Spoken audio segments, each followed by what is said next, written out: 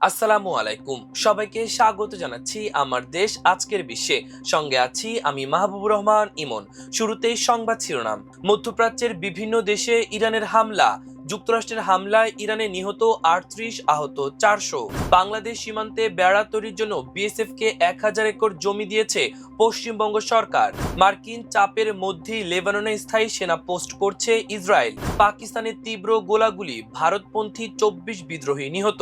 কলকাতা বিমানবন্দর মসজিদে নামাজ পড়ায় নিষেধাজ্ঞা, ১৬৩ ধারা জারি।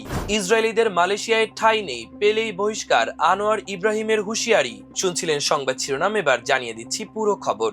কাতারের আল উদেইদে অবস্থিত যুক্তরাষ্ট্রের বিমান ঘাঁটিতে আঘাত এনেছে ইরান। শুক্রবার ইরানের ইসলামী বিপ্লবী গার্ড বাহিনী আইআরজিসি এক বিবৃতিতে হামলার তথ্য নিশ্চিত করে। বিবৃতিতে আইআরজিসি জানিয়েছে, এই হামলায় যুক্তরাষ্ট্রের একটি দূরপাল্লার রাডার ব্যবস্থা এবং কৌশলগত জ্বালানি সরবরাহে ব্যবহৃত কয়েকটি বিমান ধ্বংস করা হয়েছে। তবে ইরানের এই দাবির বিষয়ে যুক্তরাষ্ট্র বা কাতারের পক্ষ থেকে তাৎক্ষণিকভাবে কোনো তথ্য পাওয়া যায়নি। আইআরজিসির বিবৃতিতে আরো বলা হয়, মার্কিন শত্রু এবং এ অঞ্চলে তাদের ঘাঁটির স্বাগতিক দেশগুলোকে জানা উচিত, রেড লাইন অতিক্রম করে মানুষ ও বেসামরিক অবকাঠামোর ওপর হামলার মূল্য অত্যন্ত কঠিন ও ভয়াবহ হবে। বিবৃতিতে আরো সতর্ক করে বলা হয়, শত্রুপক্ষ যদি এই ধারা অব্যাহত রাখে তাহলে আরো কঠোর জবাব দেওয়া হবে। সেই জবাব ইতিহাসের যুদ্ধগুলোর মধ্যে স্মরণীয় হয়ে থাকবে। এদিকে ইরানের হামলায় কুয়েতের একটি বিদ্যুৎ উৎপাদন ও সমুদ্রের পানি বিশুদ্ধকরণ কেন্দ্র ক্ষতিগ্রস্ত হয়েছে বলে জানিয়েছে দেশটির সরকার। শুক্রবার কুয়েতের বিদ্যুৎ, পানি ও নবায়নযোগ্য জ্বালানি মন্ত্রণালয় জানায়, হামলার ফলে কেন্দ্রটিতে অগ্নিকাণ্ডের ঘটনা ঘটে এবং বিদ্যুৎ উৎপাদনের বহু ইউনিট ব্যাপকভাবে ক্ষতিগ্রস্ত হয়। মন্ত্রণালয়ের তথ্য অনুযায়ী আগুন দ্রুত নিয়ন্ত্রণে আনা হয়েছে। বর্তমানে ক্ষয়ক্ষতির পরিমাণ নিরূপণ এবং কেন্দ্রটি পুনরায় সচল করার কাজ চলছে। এছাড়া সিরিয়া, জর্ডান, ওমানে অবস্থিত যুক্তরাষ্ট্রের বিভিন্ন স্থাপনায় হামলা করেছে ইরান। এদিকে যুক্তরাষ্ট্র ও ইরানের মধ্যে নতুন করে শুরু হওয়া সংঘাতে ৩৮ জন নিহত এবং ৪০০ জনের বেশি আহত হয়েছেন। আল জাজিরার এক প্রতিবেদন থেকে তথ্য জানা গেছে। ইরানের স্বাস্থ্য মন্ত্রণালয়ের মুখপাত্র হোসেন কেরমানপুর সামাজিক যোগাযোগ মাধ্যম এক্সে জানান, নিহতদের মধ্যে ৩ জন নারী ও ১ জন শিশু রয়েছে। আহতদের মধ্যে ২২ জন নারী এবং ৯ জন ১৮ বছরের কম বয়সী। পশ্চিমবঙ্গে মে মাসে ক্ষমতায় আসার পরে ভারত বাংলাদেশ সীমান্তে বেড়া দেওয়ার জন্য দেশটির সীমান্তরক্ষী বাহিনী বর্ডার সিকিউরিটি ফোর্স বিএসএফ কে ১,০০০ একরের বেশি জমি হস্তান্তর করা হয়েছে বলে জানিয়েছেন পশ্চিমবঙ্গের মুখ্যমন্ত্রী শুভেন্দু অধিকারী।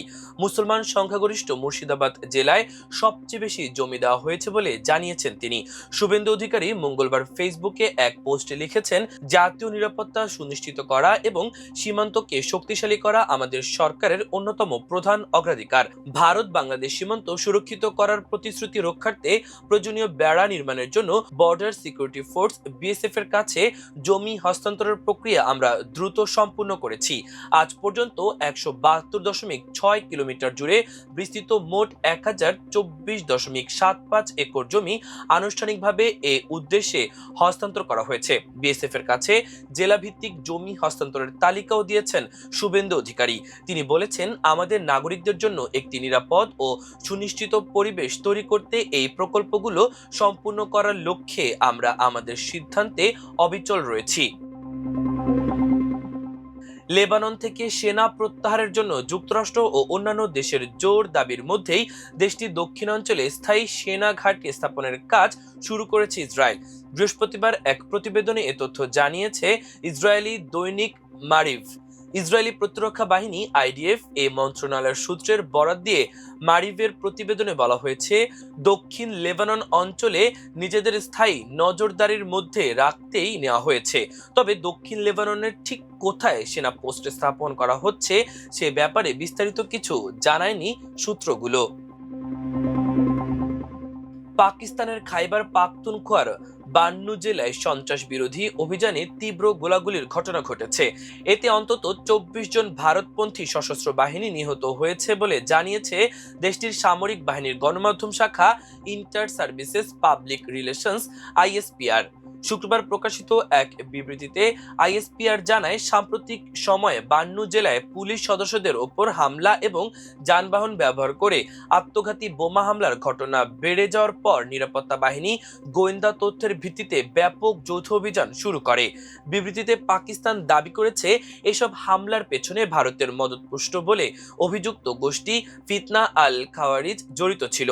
তাদের অভিযোগ, এই গোষ্ঠী আইন শৃঙ্খলা রক্ষাকারী বাহিনীর পাশাপাশি বেসামরিক নাগরিকদেরও লক্ষ্যবস্তুতে পরিণত করেছে। আইএসপিআর এর ভাষ্য অনুযায়ী গত 24 ঘন্টায় বান্নু ও আশপাশের এলাকায় নিরাপত্তা বাহিনীর সঙ্গে তীব্র গোলাগুলির পর ওই গোষ্ঠীর অন্তত 24 সদস্য নিহত হন। অভিযানে নিহতদের কাছ থেকে অস্ত্র ও গোলাবারুদ উদ্ধার করা হয়েছে বলেও জানানো হয়েছে। পাকিস্তান সেনাবাহিনীর দাবি, নিহতরা বিভিন্ন সন্ত্রাসী কর্মকাণ্ড এবং নিরীহ মানুষ হত্যার সঙ্গে জড়িত ছিল। আইএসপিআর আরও জানায়, এলাকায় অভিযান অব্যাহত থাকবে এবং সাম্প্রতিক হামলার সঙ্গে জড়িতদের আইনের আওতায় আনা হবে। একই সঙ্গে জাতীয় কর্মপরিকল্পনার আওতায় ফেডারেল অ্যাপেক্স কমিটির অনুমোদিত আজম ই ইস্তেকাম কর্মসূচির অংশ হিসেবে সন্ত্রাস বিরোধী অভিযান পূর্ণ গতিতে চালিয়ে যাওয়ার অঙ্গীকার পুনর্ব্যক্ত করেছে পাকিস্তানের নিরাপত্তা বাহিনী। কলকাতা বিমানবন্দরের দ্বিতীয় রানওয়ে সংলগ্ন 136 বছরের পুরনো গৌরীপুর জামে মসজিদে নামাজ পড়ায় নিষেধাজ্ঞা দেওয়া হয়েছে। এর প্রতিবাদে মুসলিম ধর্মাবলম্বীদের আজ শুক্রবার পথে নামার ডাক দিয়েছেন রাজ্যের সাবেক মন্ত্রী সিদ্দিকুল্লাহ চৌধুরী। পরিস্থিতি নিয়ন্ত্রণে শুক্রবার সকাল থেকে বিমানবন্দর চত্বরে 163 ধারা জারি করা হয়েছে। অতিরিক্ত পুলিশ ছাড়াও পরিস্থিতি নিয়ন্ত্রণে রয়েছে কেন্দ্রীয় বাহিনী, রাখা হয়েছে জল কামান। পুরো পরিস্থিতি নিয়ে বিরাটি বাঁকুড়া এলাকায় চাপা উত্তেজনা বিরাজ করছে। শুক্রবার সকাল থেকে বিধাননগর কমিশনারের পুলিশের পক্ষ থেকে মাইকিং করে বলা হয়, একসঙ্গে 4 জনের বেশি জমায়েত করা যাবে না। এর বেশি জমায়েত হলে প্রশাসন আইন অনুযায়ী ব্যবস্থা নেবে। পুলিশ ও কেন্দ্রীয় বাহিনীর কড়া নিরাপত্তার চাদরে মুড়ে ফেলা হয়েছে মসজিদের প্রবেশপথের সামনের আশপাশের এলাকা। পুলিশের পক্ষ থেকে অবাঞ্ছিত কাউকে জমায়েত করতে দেয়া হচ্ছে না। 136 বছরের পুরনো গৌরীপুর জামে মসজিদ বাঁকুড়া মসজিদ নামে পরিচিত। বিমানবন্দরের মধ্যেই ওই মসজিদ রয়েছে। ওই মসজিদের কারণে বিমান ওঠানামার ক্ষেত্রে ঝুঁকি থাকে বলে দাবি করছে কর্তৃপক্ষ।